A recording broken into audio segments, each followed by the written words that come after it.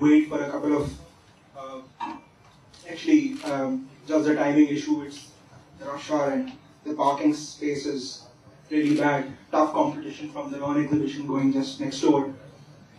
My name is Ahsan. I head research at Elixir Securities. I welcome you all to the much-awaited corporate briefing event of Engro Foods.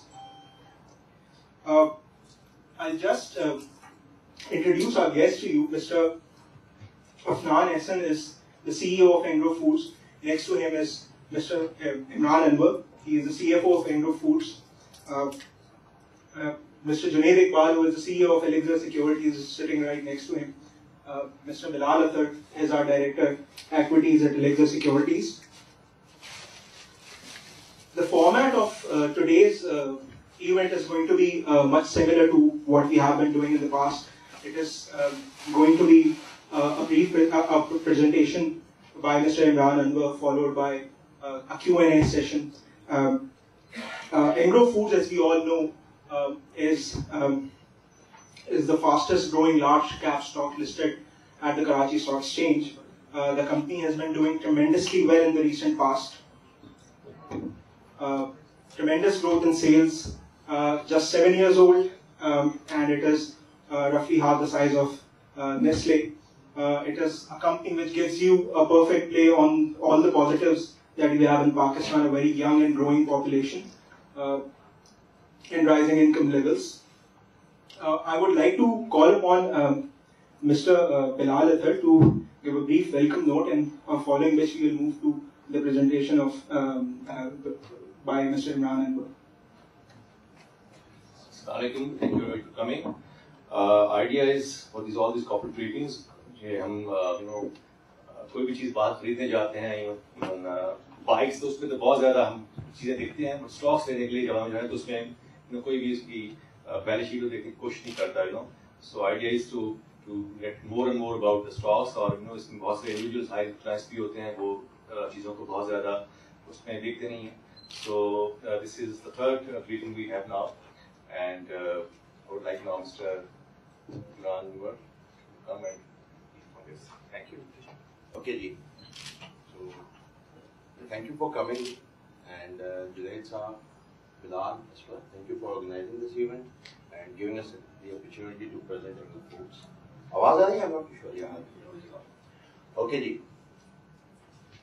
I'm told कि जी ज़्यादा हिलना नहीं है, क्योंकि वो video it's a bit tough for me.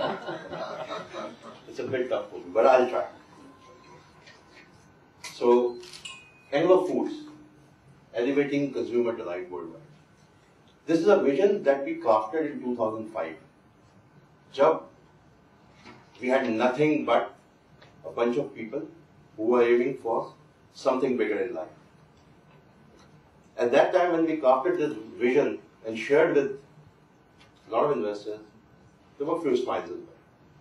But today, I think a lot of people are believing this. We believed it all the way, and we still believe it. Consumers are the purpose of our existence. Our objective is to delight them, and geography is the word. So, with this vision, we have started our journey. And our brief history is, we are the first company in Pakistan in the Tetra world. Tetra is a major producer of the packaging. And Tetra packaging has more than 3,000 customers in the world. Out of this, we are one of the 18 customers, 18, who have achieved 1 billion pack in a particular year. And only first in Pakistan. So that's a distinction that we carry as Engro Foods. In terms of our key developments, if you see from 2005 to 2011, there is not a single dull year. We had first plant in 2006, the second plant in 2007. We went into dairy farming, we went into ice cream business, and so on and so forth. And last year, we went and acquired a company in Canada. In terms of our portfolio expansion, a constant move towards improving our portfolio and increasing our reach. If you look at 2006, we started with all-purpose, and all the way 2009, we came into ice cream. And then in 2011, again, we came into very innovative thing which we believe is going to be a major growth driver going forward, and that is umang and the halal meat market. This is our business. We are house of brands. These are the brands that we have today, and this is the brand that we acquired in 2011. Our first business when we entered is ambient UHT. Why we say it ambient? Because we can keep it in room temperature, and UHT is ultra high temperature treated milk. Pakistan, as you know, is the 5th largest milk producing country in the world. With this thing, we have a lot of milk at our disposal. We have 38 billion liters of milk production. If you convert that at 60 rupees, it is 2.3 trillion rupees market, which is a huge market from any standard. Out of this milk, around half of is traded, because the rest is either consumed by the farmers or it gets waste during the process. Because like any other thing, the supply chain and efficiencies are not there in the milk market as well. In terms of milk, out of this 1.2 trillion rupee market, only 8% is branded. And out of this, 3% is powder, and the rest 5% is ambient division. We are playing in this 5% at the moment. But the real opportunity is the 92% that is unbranded. And that's where the big opportunity lies ahead of us. So out of this 5% market that we are there, we are 44% there. So we are the leader at the moment. But that leadership is just a beginning. Because when we convert that 92 into a branded opportunity, and people are going towards branded side. With the urbanization that is happening in Pakistan, with hygiene consciousness, and a domino effect that comes. When one converts, then it converts 2 more, and the 2 converts 4. So those kind of effects are converting this opportunity side. In terms of opportunity, the market at the moment, the conversion is growing at 10%. Now, there would be naturally some population growth, but major is the conversion from unbranded to branded that's happening. Right. In terms of this business, we have primarily 4 major brands through which we are targeting and the conversion. All-purpose, which is targeted to all-purpose milk, to SEC A, A+, and the B. But then we have Tarang, that is for tea whitener, because in Pakistan the major use of milk is for tea. And then now we have introduced an economy pack, which is with the name Umang, through which we want to drive conversion faster and faster, because that's where the opportunity lies in Pakistan. In terms of ice cream, which is our second segment where we entered, the market size is 12 billion, which is 92 million liters. The branded portion is 78%. The remaining is the unbranded side. Now, when you look at the branded and unbranded side, there are no data available as such through which you can say that industry analysis are going on and you can identify the numbers. We know the branded. The unbranded is our estimation of what's happening in the urban Pakistan. Rural Pakistan is not included because it's very difficult to get that data. So if you add rural Pakistan, then the branded side would become probably close to 50-55%. And that's where another opportunity lies. So not only this business is growing because the conversion is happening from unbranded to unbranded, but also the market size is growing. Because as we say in Pakistan that it's a difficult economic environment. So when you have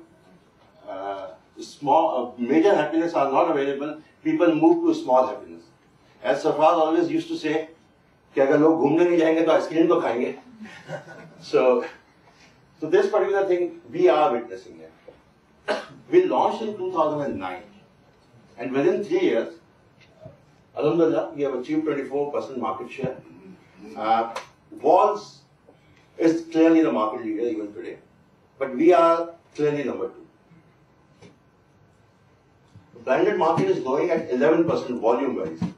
Now, when the growth is happening 11%, Some is conversion, of course, and some is the market size growth.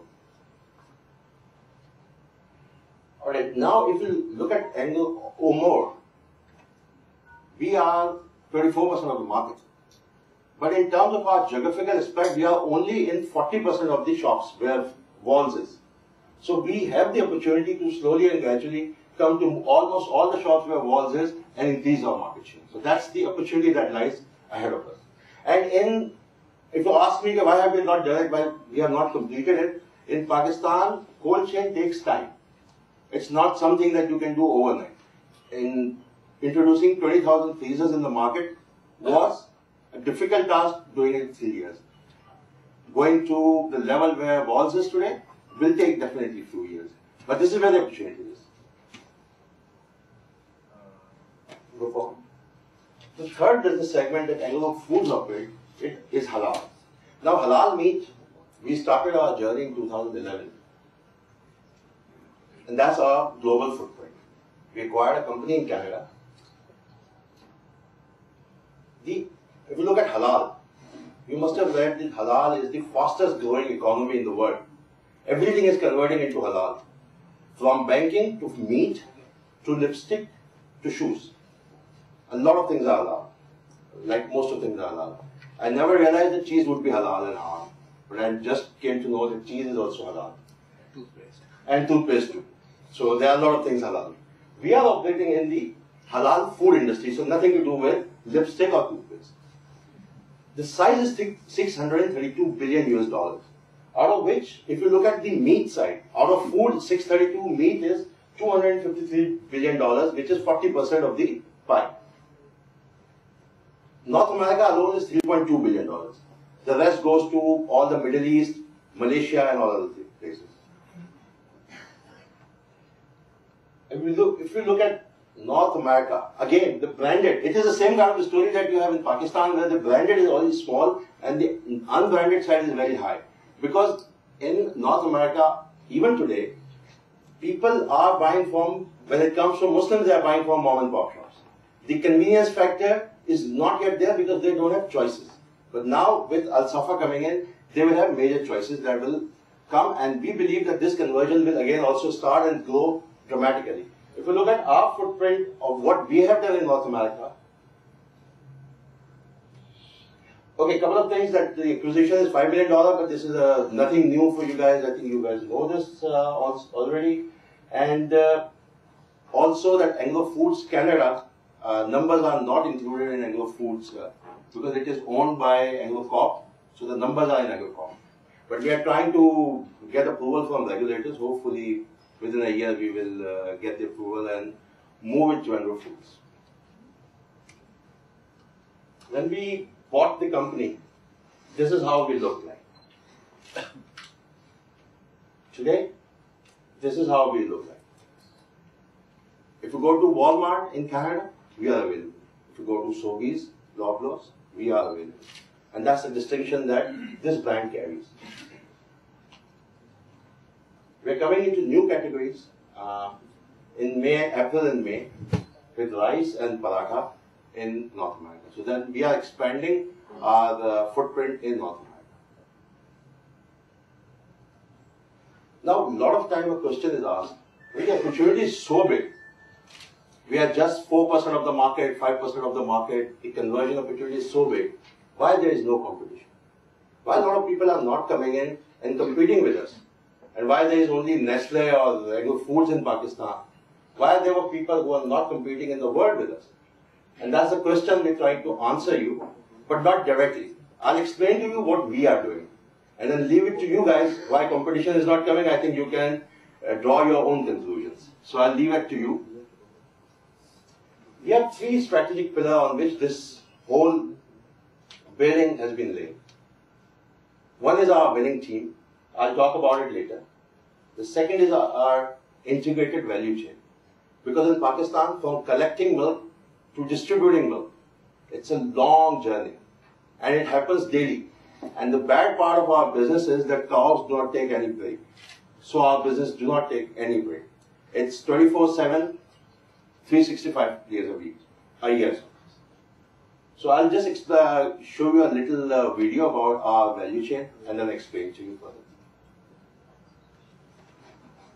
दूध हमारी रोजमर्रा की ग़िज़ाई ज़रूरियात में सबसे ज्यादा अहम है। छोटा हो या बड़ा, दूध घर के हर फर्द की नशोनुमा और तवानाई का बुनियादी जुज़ है, क्योंकि दूध कुदरती खूबियों और ग़िज़ाइयत से भरपूर ग़िज़ा है। पीने के अलावा दूध से बनी मज़ेदार और सेहत बख्श स्वीट डिशेस, शेक्स और दीगर मशरूबात भी हर घर में बहुत मकबूल हैं। और बस दूध की आला तरीन क्वालिटी, फुल क्रीम ग़िज़ाइयत, खुश जायका, खालिस और महफूज होने के बायस पाकिस्तान का मकबूल तरीन ब्रांड है। और बस हमेशा इस बात को यकीनी बनाता है कि आपको फराहम किया जाने वाला दूध खालिस तरीन, आला मेयार और ग़िज़ाइयत से भरपूर हो। हम अच्छी तरह से जानते हैं कि दूध हासिल करने का बेहतरीन जरिया ही दरअसल इसकी खालिस खूबियों की जमानत है। और बस में हम दूध निकालने के जदीद तरीन निज़ाम के जरिए सेहतमंद भैंसों और गायों से दूध हासिल करते हैं। इस पूरे अमल में शुरू से लेकर आखिर तक दूध की सफाई और ताजगी को बरकरार रखने का मुकम्मल ख्याल रखा जाता है। सिर्फ दूध हासिल करने तक ही नहीं, बल्कि ये तो आगाज है। हम इस दूध को 4 डिग्री सेल्सियस तक ठंडा करते हैं और रेफ्रिजरेशन निजाम वाले ट्रक्स में महफूज करके अपने UHT प्लांट्स तक मुंतकिल करते हैं। UHT का मतलब अल्ट्रा हाई टेम्परेचर है, जिसके जरिए दूध की सफाई और कुदरती खूबियों को बरकरार रखा जाता है। ये जरूरी है कि दूध कीमियाई अज्जा से पाक हो, लिहाजा हमारे UHT प्लांट में पहुंचने पर इसकी जांच की जाती है। इसके बाद दूध को पास्चराइज किया जाता है, यानी 1 से 15 सेकंड के लिए 75 डिग्री सेल्सियस तक गर्म किया जाता है। इस अमल से बेशतर मुज़र सेहत जरासीम खत्म हो जाते हैं और दूध UHT प्रोसेस के लिए तैयार हो जाता है। अब ये पास्चराइज दूध 3 से 4 सेकंड के लिए 135 डिग्री सेल्सियस पर गर्म करके 20 डिग्री सेल्सियस पर यकदम ठंडा कर लिया जाता है। दर्जा हरारत में इस फौरी तब्दीली से बाकी मादा जरासीम भी मुकम्मल तौर पर खत्म हो जाते हैं। इस तरह दूध की तमाम फायदेमंद खूबियाँ महफूज हो जाती हैं। फिर दूध को टेट्रा पैक में पैक किया जाता है, जो खुसूसी तौर पर दूध की खूबियों को महफूज और बैरूनी खराबियों को दूर रखने के लिए तैयार किया जाता है। पैकिंग की ये टेक्नोलॉजी एसेप्टिक टेक्नोलॉजी कहलाती है। ये एसेप्टिक पैकेजिंग 6 तहों पर मुश्तमिल होती है, जो दूध को हर किस्म के जरासीम से लेकर हरारत और आलूगी तक सबसे महफूज रखती है। इस तरह अब ये दूध साफ और महफूज है और इसे लंबे अरसे तक इस्तेमाल किया जा सकता है। तो ऑलवेज अपनी इस आला तकनीकी महारत से ये जमानत देता है कि आप जो दूध पीते हैं वो आपकी तवक्कुआत के मुताबिक सबसे साफ, खालिस और सेहत बख्श है। The farm that you have seen in this video was our own dairy farm.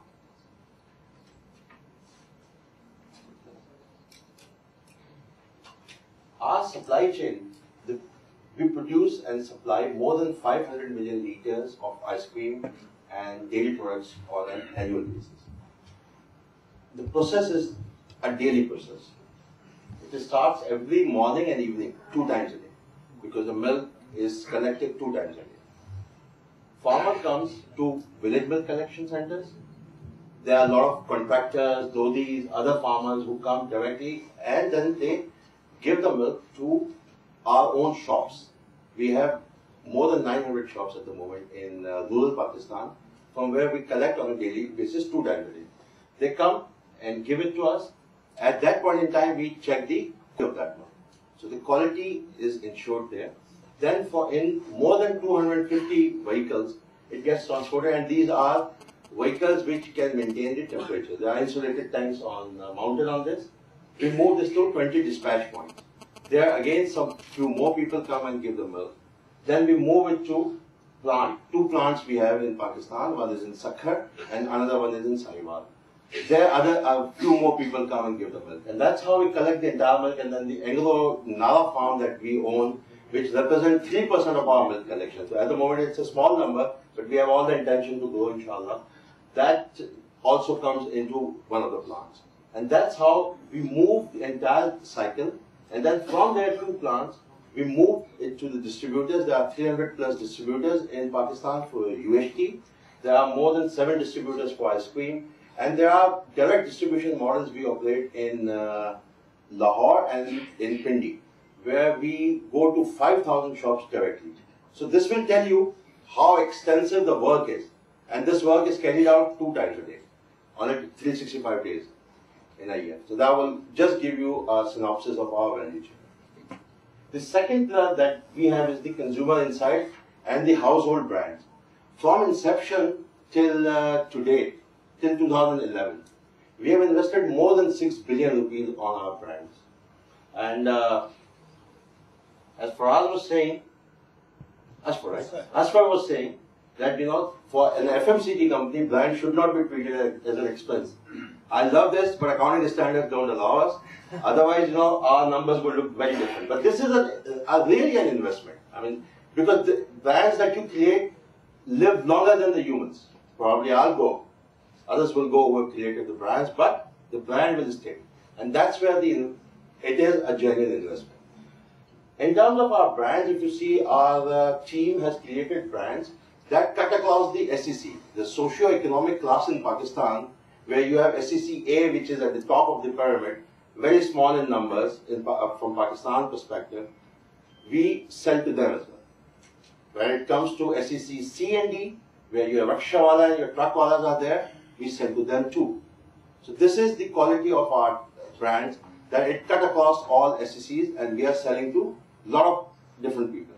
Now, I'll take this opportunity to show you 2 ads that will reflect how we can communicate to SEC A and how we are communicating in a local Desi way.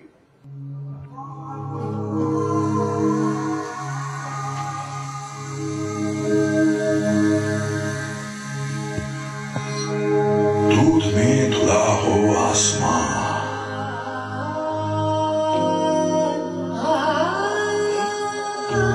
रोशन हो खुशियों से ये जान, हर चेहरा जगमगाए, हर लब मुस्कुराए, मैला ना हो उजाला, एक ऐसी सुबह आए।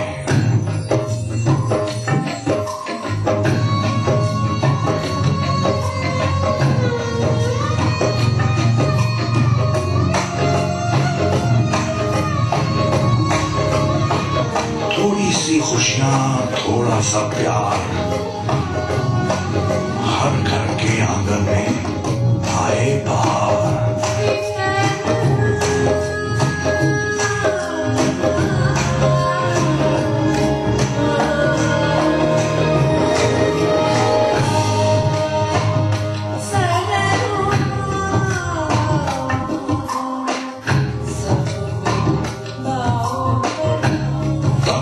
संवारो, मन को जगाओ,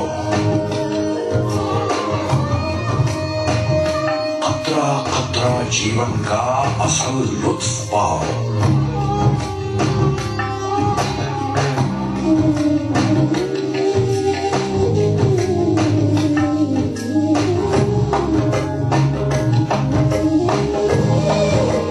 दूधो नहाओ, फूलो फलो,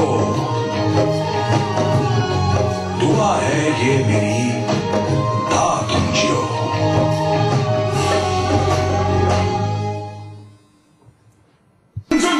छोटा बाबू मोटी बेंज इंट्रोड्यूसिंग मोमो देसी, जिसका बाइट मुंह में जाते ही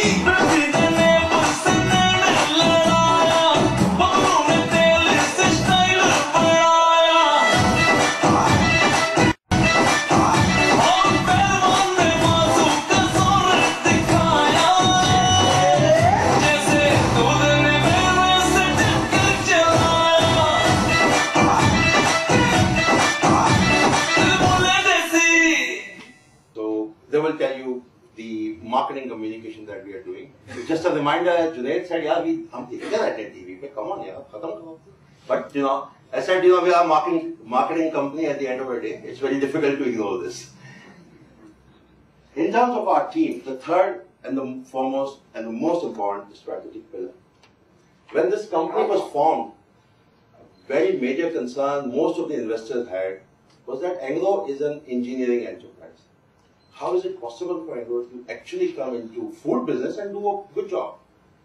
So very key decisions were taken. At that time, then a young team will be engaged, who will be full of energy, but that team will be coupled with experts. And those expert and young blend will be blended in a culture that will create a winning team. Because once you develop a culture, then sky is the limit. And I've shown you the opportunity size, which clearly indicate the kind of opportunity that lies in Pakistan and outside Pakistan. So we'll show you one of our internal videos, which will give you a feel of what is the team.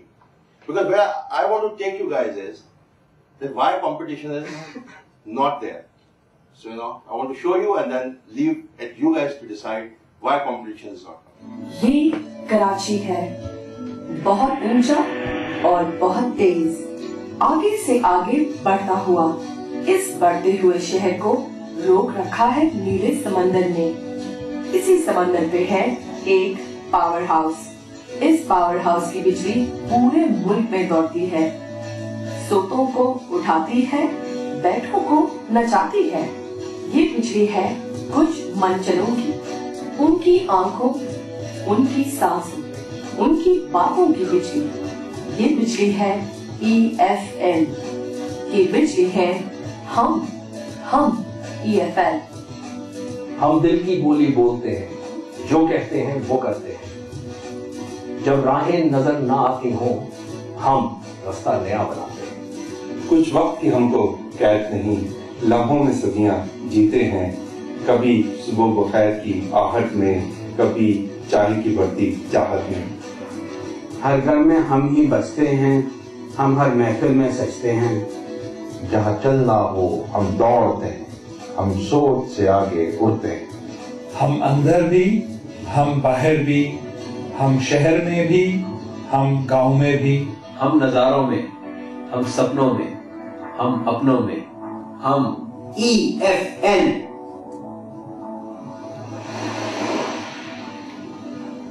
ये है उन्हीं मंचलों की कहानी, उनकी जुबानी।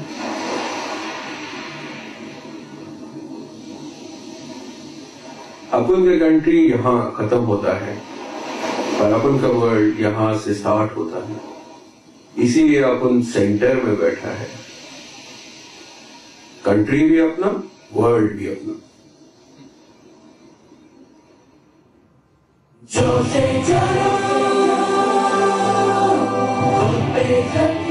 बहुत जल्दी है हमें जीत जाने की, यही उमंग हमारा फ्यूल है। अब आगे आगे देखिए होता है क्या।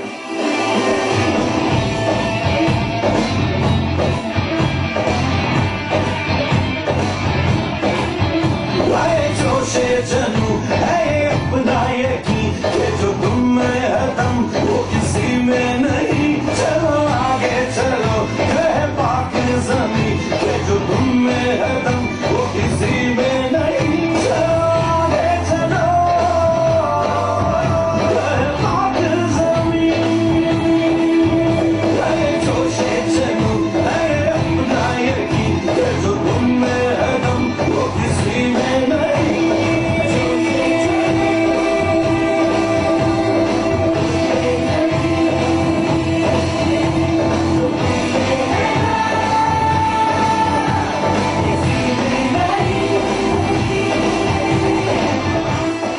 डब्बा खोलने का नहीं, नचाने का। अपना स्टोरी बोर्ड तो ये है बॉस। ये है अपनी फिलॉसफी, हाथों में हाथ और दुनिया अपने साथ। Flight number EFL 2012 is ready to take off. Final destination, the world. ये वक्त है चाबी घुमाने का। ये वक्त है किक लगाने का। अब वक्त है गियर बदलने का। ये वक्त है CNG डलवाने का, नहीं एरोप्लेन डलवाने का। अब वक्त है पहले 15 ओवर्स का। ये वक्त है छुट्टी पे जाने का, नहीं दौड़ लगाने का। हम तो चले 2012 में 2020 स्टाइल में। ये फिक्र रोकना मुश्किल नहीं, नामुमकिन है बॉस। हमें हाईवे नहीं, हमें स्काईवे चाहिए। चलने का नहीं, दौड़ने का, बल्कि उड़ने का। 1 और 1 11, अपना मैप तो यही है बॉस, अपना स्कोर तो ये है बॉस, ये है हमारा चिल प्रोग्राम। अपनी मंजिल दूर नहीं है बॉस। जो दिखता है वो बिकता है, और जो बिकता है वो अपन का है। बिजली आए या ना आए, अपनी बैटरी तो चार्ज रहती है। हमारा म्यूजिक तो ये है बॉस। ये फैक्ट्री नहीं, अपना स्कूल है बॉस, सीखा भी यहीं से, सिखाया भी यहीं से। अपना सप्लाई चेन तो ये है बॉस। ये जोशे चलू आए अपना यकीन, ये जो तुम में है दम वो किसी में नहीं। चलो आगे चलो है पाक ज़मीं, ये जो तुम में है दम वो किसी में नहीं।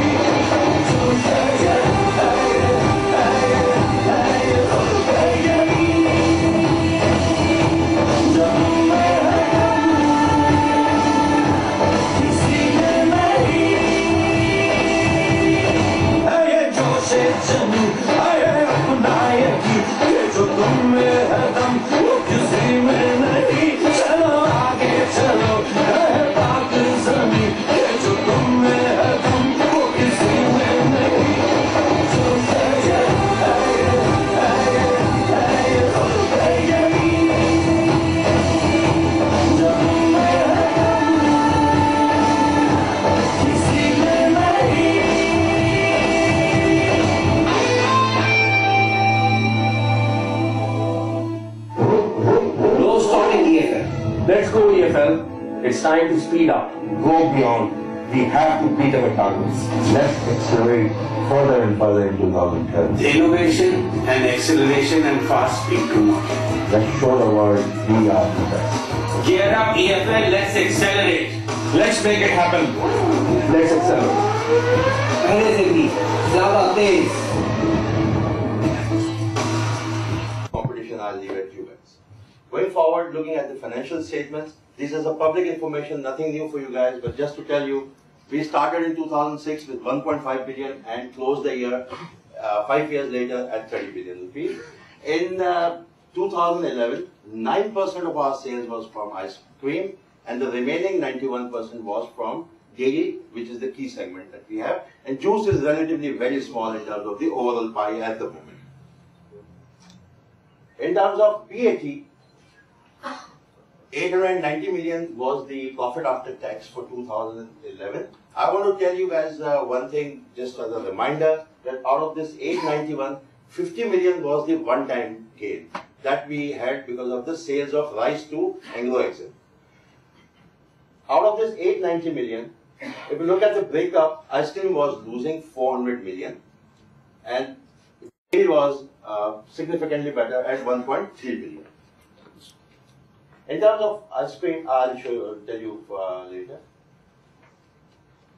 In terms of gross profit, you'll see a consistent increase in the gross profit because of the brand positioning that we are having at the moment, which is generating the right kind of margins that is required for the business, as well as the economies that is coming in. Because of the size, now 500 million liters we are selling, the economies are there, which is producing better gross profits and the resultant net profit.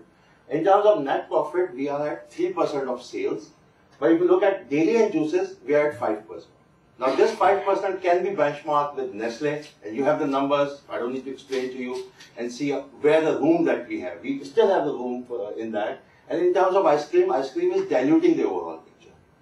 But ice cream, going forward, we believe that in 2013, we will attain break-even, and that's where the dilutive effect of ice cream will reduce. And that will improve the overall picture going forward.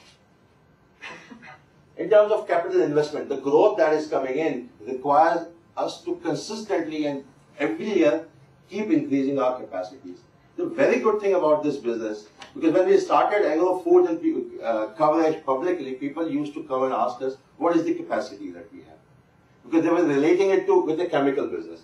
In Engro Foods, we work on a modular capacity expansion. Meaning, we generally have enough capacity to look for 6 months sales going forward. We don't have capacity that is there for next 5 years. That if something goes wrong and the sales are not happening, but we have a capacity and we are in a major crisis. So that's a good thing about this business, that it works on a modular capacity expansion. Every time we keep expanding. It gives a lot of challenge as far as the management is concerned, but from a financial stability purposes, this is a very good thing. And you can very well understand by looking at what happened to Engro Fertilizer when they had a plant and the gas was not there, and then the entire panic in the market, versus when you look at Engro Foods, the capacities are adequate for next 6 months. So on that basis, if you look at our capacity expansion, this is rupees in billion, you will see maximum we were investing 3 billion. This year, which is 2012, we are investing approximately 8.7 billion rupees in our capacity expansion, as well as we are putting up a new power plant. So a major expansion that is going on to cater for the growth that we are anticipating going forward. To finance this capex, 5 billion will come from long-term debt from the market. Financial close of this is expected to be completed within a span of 1.5 months. And the remaining 3.7 billion will come from the internal cash generations, because the company is now profitable and it is generating significant amount of cash to feed into this particular growth. At the end of 2012, we anticipate a debt-equity, long-term debt-to-equity ratio of 50-50, which is our benchmark rate that we have communicated always to the market. Looking forward, what we are anticipating from 2012 to 2015.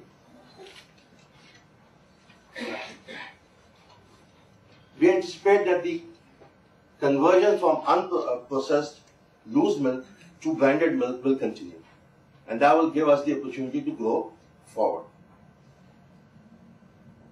We believe that there is an opportunity for us to grow ice cream further, because we are only 40% in geographical spread, and we have the remaining 60% to cover, as well as we have a lot of efficiency opportunities there, which we are targeting, and our target is to attain break-even in 2013. Initially, at the time of public offering, we have given the guidance for 2012 break-even. But because of the market situation, we believe that this is going to delay by 1 year and will again come into 2013. Juices, we entered in 2010, the mid part of 2010, and in juices, our market share is 4%. We have a long journey ahead of us, and we are working very aggressively to improve our juices portfolio to gain more and more market share.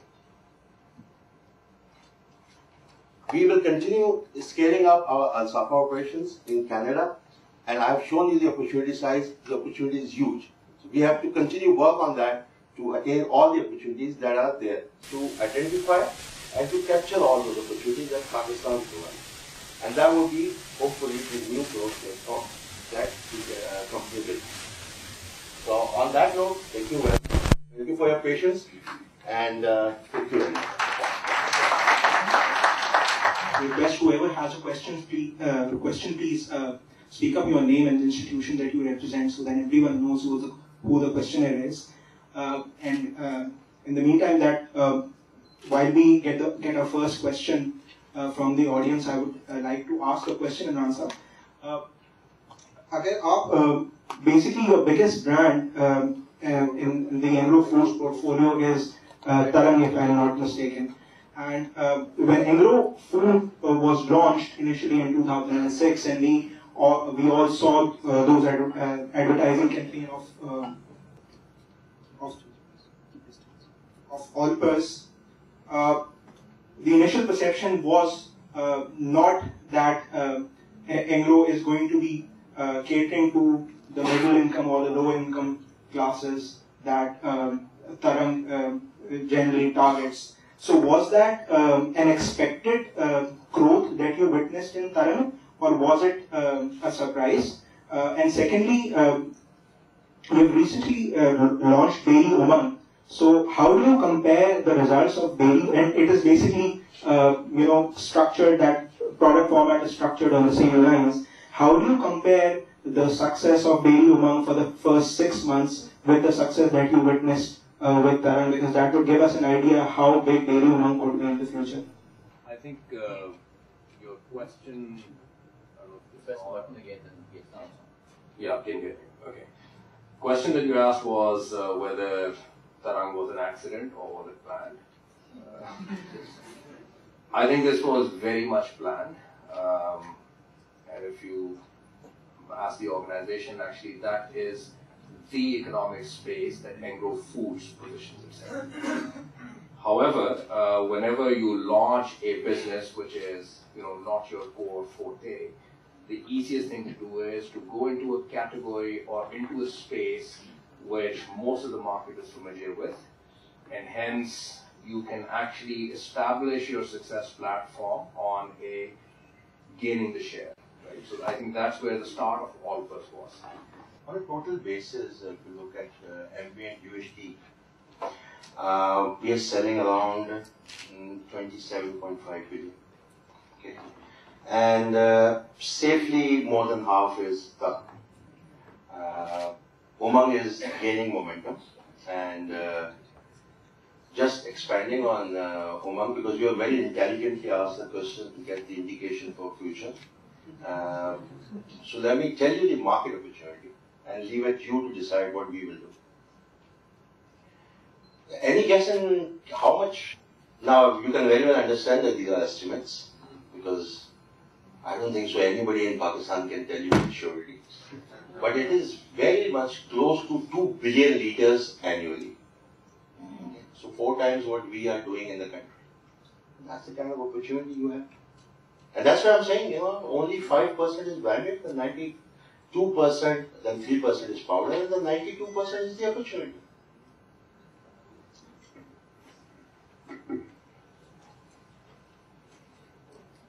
Hi, my name's Ahsan. I'm from Light Bank Asset Management. I have 2 questions for you. The first one is, who is Al Safa's main competitor in the North American market? And if you do have the numbers available, if you can share their market share. I know you shared your market share with us, but if you can share their market share as well. And the second question is, you talked about your CapEx plan for CY12, which is going to be roughly 8.7 billion, and you're going to be making majority of that investment into the new powder plant, right? So I don't want you to spill all your beans out, but if you can just give a number about how much investment or how many freezers will you be increasing in your ice cream segment. Thank you. I'll take yours. He is asking you to spill your beans out. Yeah, he is asking and saying, tell me and I'll not tell you anything. Not tell anybody, I promise. So my colleague will give me what is the competition number, I don't remember off the top. Out of 8.7 billion capex, 2 billion roughly is going into powder. The remaining 6.7 billion is going into other capacity expansion. We want to grow our 900 plus shops that we have shown to you. We want to grow that rapidly. Because if you want to grow your business, the milk needs to be collected. And to collect the milk, you need to develop infrastructure. So significant growth will come there. Then the capacity expansion into every arena that we are working will be there. So it's the manufacturing processing lines, is the filling lines, is the ice cream manufacturing capacity, is the freezers, it's the farm and the shed in the farm. Not the animals in the farm, but the shed in the farm, because every year they produce animals, so you need more and more space to accommodate them. So everywhere we are expecting capex. So it is not major in powder, but yes, around 20% is in powder. The second is how many freezers we'll be doing. Naturally, you know that I won't be able to answer you in so many words. But as we mentioned to you that 40% is the space where we are and the walls is in 100%. So now we need to cover the remaining 60%. And I also showed to you that 20,000 is our freezers as of today. So you can do the maths, and the maths will tell you that they have 50,000 freezers. So the opportunity size, if market does not grow, is to go into those 30,000 shops. Now, will we go in 1 year? Naturally, no. How long will it take? It will take a few years to go. That takes time. So, on that, I think you have enough information to do the maths. Your first question, who is the major competitor in North America? Look, if you look at North America, halal market, if anybody has any exposure to Europe and UK, and then they compare it with halal market in North America. North American halal market is seriously scattered. It's seriously scattered. And it is dominated by the mom and pop shops. Because whatever shopping you are doing from Walmart, when it comes to gosht, you would like to go to that Pakistani fellow, whatever dirty things he has, and you will buy. That conversion is happening. So in the branded sphere, you will not have a major competition. But yes, there is a party called Al-Zabiya Halal, which is, right? Zabiya Halal. And they are the major and significant player into the branded sphere. But again, the opportunity is not the branded, it's the unbranded that you will convert into branded. Because don't forget, all the Pakistanis, all the Muslims who are there, they do go to Walmart, or Sobeys or Loblaws. But when it comes to meat, they go to these shops. We have to just make sure that they have the availability in that Walmart, what they like, and they will get it. Okay? So, do you know the market share of Al-Zabiya? Yeah, it's 70%. 70%. In Canada. And Canada alone? Ours is? Ours is 15. 15%. 70 and 15 in Canada. Yeah. In USA? In the US, there's no major player as such. There's smaller players. So every player has a small sort of share.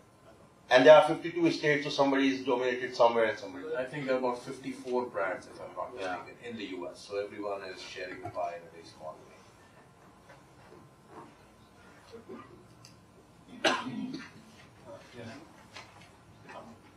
My name is Khalid Iqbal from United Bank. My question is regarding Umang and Ulpers. Have you noticed any cannibalization by Umang into Ulpers, and have you built any cannibalization estimates? And what is your comfort level on that front going forward in your forecast going forward? I wouldn't have exact estimates, but I think the plan expected about 15% cannibalization of Allpers, but that is not happening. So the real cannibalization is actually a lot less than 15%. Maybe it's eating into some other brands, but we tend to believe that actually the loose milk conversion is happening actually much faster because the overall packaged milk pie is growing. So pre-Umang launch, what was the market share of Ulpers and what is it post-Umang launch? Market share has not dipped. Market share has actually grown. Yeah. Even the total volume has also grown in Allpers. But we believe that, without Umang, that may have actually grown faster. Assalamu alaikum. I'm Sajal Fawad from the Business Reporter back here. I just wanted to ask you that you mentioned that out of the capital expenditure, rupees 5 billion will be generated from debt. So are we expecting Engro Foods to come up with a TFC issue like Engro Corp did it?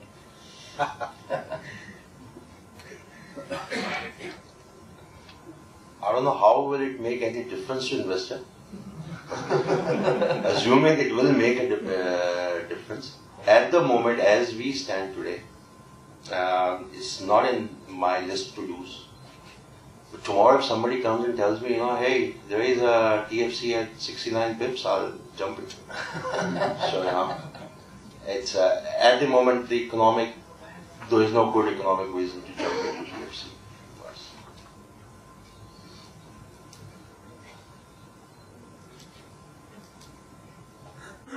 Given the good share price right now, and for your capital expenditure, do you plan another secondary offering or private placement to raise capital for your projects or something? Well, this question was very much, a lot of time people have asked this at the time of public offering. As per our planned financials that we have today for the next 5 years, we don't need any equity injection. Will it change tomorrow because of any opportunity?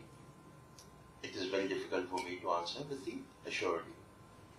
But as we stand today, nothing has been approved by the board which gives any indication to the dilution. Right?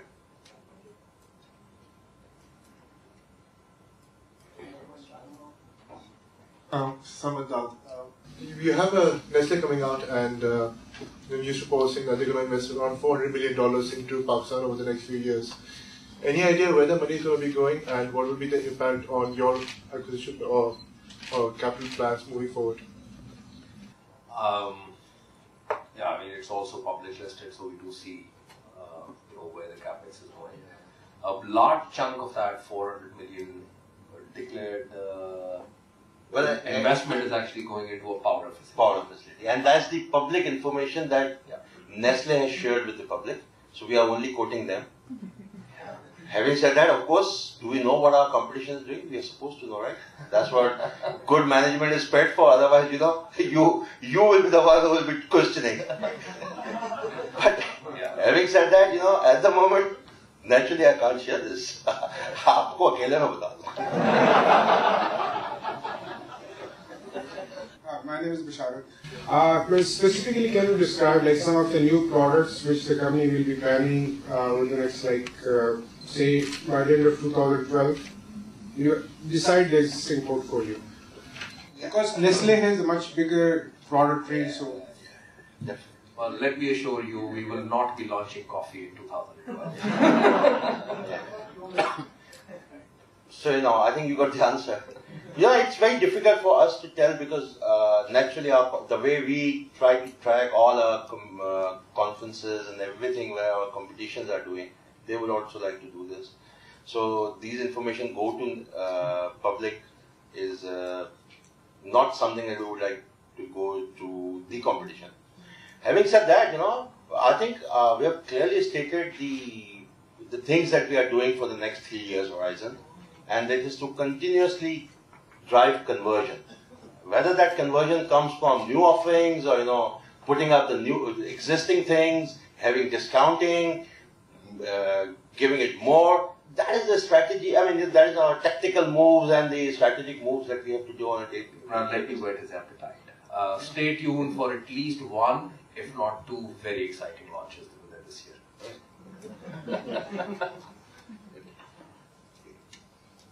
Sentence is straight out of a movie. Gordon Gekko-ish. Ayub Koro from Faisal Asset Manager. My question is, are there any mergers and acquisitions planned for going forward? And you mentioned agriculture as a space that you would move forward to. Will there be acquisitions directly into that space, or will we be homegrown indigenous products or launches that you'll make yourself? Well, at this point in time, we don't have anything which has gone under board's purview, but we are evaluating all options and all possibilities. I would not rule out acquisitions. I would not rule out greenfield entries. But at this point in time, it's still under the study stage. So we don't have any particular or definitive plans as to which route we go. Now I have a question for you. What are your biggest risks? Things are going really well. You've grown from 0 to nearly 30 billion in almost no time, or a lot of investment in brands. A lot of brands are now starting to become profitable. So obviously one is expecting you to be hit with a big wall of cash and more profitability going forward. But what are your biggest risks? What could go wrong? Listen, one of the things, and I think this is something which Imran highlighted beautifully in his presentation, is the people. Right? Why has the agricultural sector not added value over the last 64 years in Pakistan history is because of lack of organization and skill and entrepreneurship. Right? So the larger corporate sectors within Pakistan have not seized that opportunity, primarily because of the lack of an organized, trained, skilled, and motivated human resource. And this to me is perhaps the largest threat that we are really geared up to develop that organization at the same pace at which we're growing. That to me is probably the biggest threat. That we are growing so fast and we see this opportunity landscape so huge that we will not be, well, growing the organization is not a problem, but the unique culture that we have fostered within Engro Foods, and it is truly a unique culture. I mean, it's a culture where you have very, very motivated, aggressive, young people, but at the same time, the spirit of entrepreneurship that exists within the organization is truly unique. And that is in fact our biggest focus right now, to really grow the organization at the same pace at which the business is growing. In terms of Engro Foods having demonstrated the success based on, I mean, you said one of the 3 key drivers is the team. Obviously, people have seen the numbers. You're in the listed space. Nestle's in the listed space. There's so many people in this room who we know who are looking into agri-related opportunities. Is the biggest threat in terms of what you were saying, in terms of acquisitions, would be people trying to acquire your people, poach your people? Because a lot of people, they're very young. The company has grown tremendously, but the way they have grown, the company has to keep up to pace with their growth as well. And that's where you have some great growth years and then frustration could sink in. Could that be a huge threat? I tell you the reason why I say we have a unique culture. I'll tell you why it's a unique culture. There is madness when it comes to growth in the country, grassroots level organization and mobilization of resources and stuff. We celebrate when we see new people coming into organized dairy farming.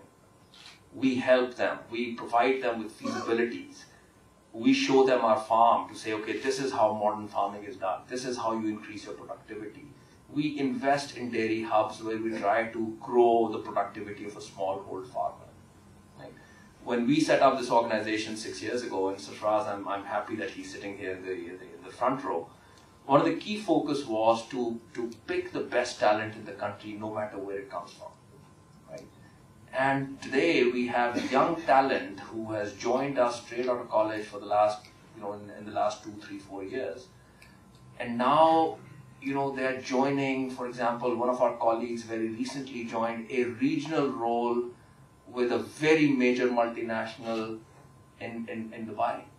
So Engro Foods, mashallah, is now under radar screen of global human capital. So for us, it's really a moment of pride, and we believe that if we can fill our talent pipeline and really truly grow these entrepreneurs to that level, we would be very happy to become a talent pipeline feed for the rest of the country. Just wanted to know, Engro Foods' net margin is relatively lower than Nestle's. As I understand, the reason for this lesser margin is that Nestle's involvement into such specialized businesses like infant nutrition, etc., in which Engro's entrance is restricted, or as I understand, it's restrained because of the fact that they have the technology, they have the brands, they have the knowledge of their business, which is not limited to this country only, and they're present in a lot of other countries. And similar is the case with ice cream, that if Nestle decides to come into Pakistan with their ice cream, it's going to be difficult to compete with them because they're handling presently 12 to 13 or more than 13 brands of ice creams, catering to different tastes and different markets. So what's your plan to tackle that threat? Well, I won't be able to tell you a crystal ball projection into the future, but let me tell you what has happened in the past 6 years. Engro Foods started and jumped straight into the heartland of Nestle's business 6 years ago. And in 6 years, we are now the market leaders. Right? And again, I think if my memory serves me right, Nestle has been in the dairy business for the last 135 years. Right? And Nestle has been in the dairy business in Pakistan for the last 32 years. So I think we have demonstrated a success model to take on a very, very major entity within the same geographic bounds. So, what happens in the future, and again, same case in ice cream. This was a monopoly market. By the way, in global branded ice cream business, Nestle is not the leader, it's the Unilever. Right? So it's the Walls franchise which actually has the global leadership in the ice cream business. And again, we entered into an ice cream business where was prior to Omar entering into the market had about 93% market share, if I'm not mistaken, right? I think it was around 70. So you know, the point is absolute monopoly situation. And in 2.5 years' time, we now have about a 28 share of the market. So 24 share of the market. So I think Engro Foods has demonstrated a very, very significant success model, whereby I think again in that madness we take very, very major entities head on and do deliver. My name is Yusuf Kolya. My question is, your major focus is your dairy UHT sector, and right now you have got 900 milk collection points, your shops. So what's your target by the end of the year? Where these shops will reach? The number of shops. Because this is very significant because all the profit depends on it. Fully appreciate it, but you know it's very difficult to feed all this information to Nestle so easily. You know? So we are talking about significant growth in our business, and that, as you can understand from the capex that we are doing. Naturally, when you grow the business, you need milk, so you need to develop that entire pipeline, and so we need to grow significant onto that. Now, exact number, you know, my only concern is not to, tell the competition what's happening here in Engro Foods. We try to guard this as much as practical because you can understand the reasons. Yeah. So how the farmers are getting the education, developing the dairy business, how your participation is, and how do you see that the farmers are actually doing well or they are developing? A lot of ways we are managing. When we are there into rural Pakistan with 900 shops and growing, we have a complete agri-services team who are providing services to the farmer in terms of education, in terms of the vaccination that they need to use, in terms of the feed, in terms of the identifying the problems with the animal much earlier and then addressing. And that's a continuous process because it is in our interest that those farmers produce more milk because it makes our life easier. Then, in addition to that, we have formed a dairy hub into Kasowal area, where joining hands with Tetra Pak, we are developing a kind of a cooperative, the culture that is not in Pakistan. It's a very small scale level, but we are demonstrating this to government that this is how you can improve the livelihood in rural economy. In addition to that, we have our own dairy farm. So we allow people to come and learn from our own dairy farm. To develop, if they want to put up a small farm, a medium-sized farm, or even a large farm, we allow people to come and learn from us directly. So these are the ways we are helping them. Because to help them, it is actually helping our own business. So what's your forecast? The productivity of milk, how much do you see that it will keep on increasing in next 10 years? Maybe? Well, for last 5 years, the volume growth in branded sector is 10%. That's a volume. Then you have inflation as well. So that's the size that is increasing. We believe that this particular thing will continue to grow in the same sphere if you don't see any dramatic improvement in economy. If you see slight improvement in economy, that will kick fast. If our one, which we believe going to be driving the conversion, goes according to our expectation, then that growth will faster. So those are the variables that can kick start that growth further and further. But the 10 to 12% growth is what has been achieved in the last 5 years, and we don't see any reason to believe that it will not happen. We'll take our last question. From PKKMC. Thank you for the presentation and thank you to Elixir once again. My first question pertains to your entry into the loose milk market. How much of a risk do you think does that open your balance sheet to in terms of economic cycles? Now, have you taken any steps to mitigate those risks? And my second question has to do with Al Safa. You mentioned Loblaws and Walmart. Apart from Walmart, are you in talks with any other chains over there who are on the lower end of delivery points? Thank you. Second question is easy. We are in Northwell as well. All consumers. Sobeys, Metro. So in Toronto, in GTA area, which is the Greater Toronto area, we are more or less covered in almost all big and small. Not 100%. If I say 100%, that won't be right. But we are getting acceptability from everywhere. So it's our speed that we can go and do it. It's not the acceptability of the other party. The second question, or the first question that you had, was the milk cycle. Coming in, targeting loose milk consumers will change the economic cycle? No. It will not change the economic cycle. It will improve it for us, if anything. Because of a very simple reason that, the pie is very big there. The 92% is unbattered. Then I think the other thing is the seasonality factor. But when we entered into Allpers, or today we come into Umang, is there a change in seasonality? The answer is no. There is no change in seasonality. Because in summer, milk is generally shorter than whatever you have in winter. So there won't be any change just because of Umang or Allpers. Allow me to rephrase my question. What I meant was in terms of economic cycles. Because now you're entering Umang, which is more price sensitive.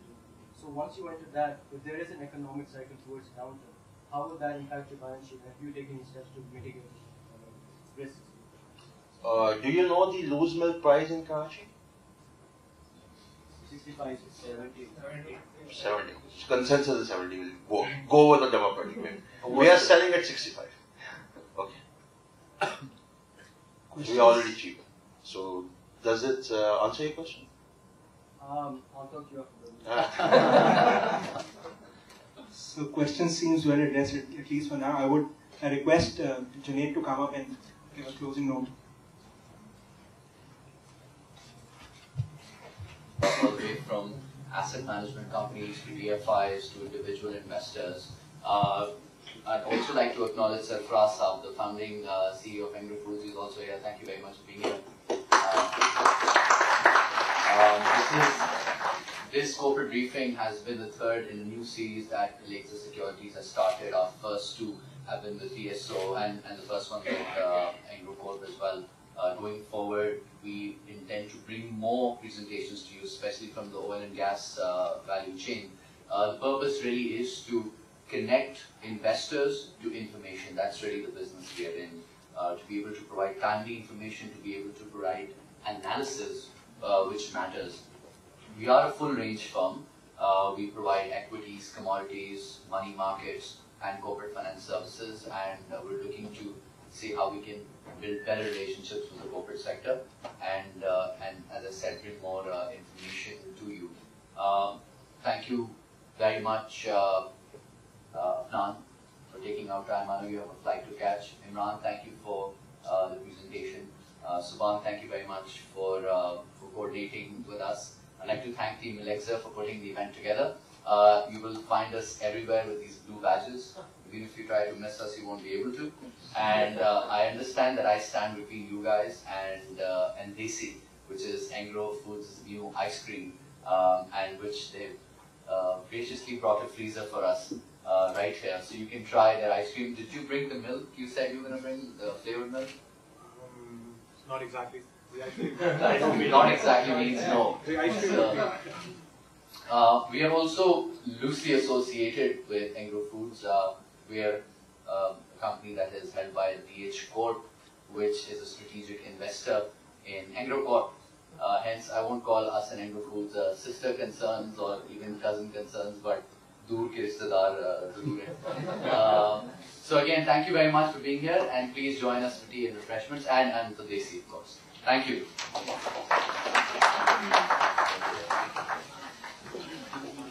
Thank you, sir.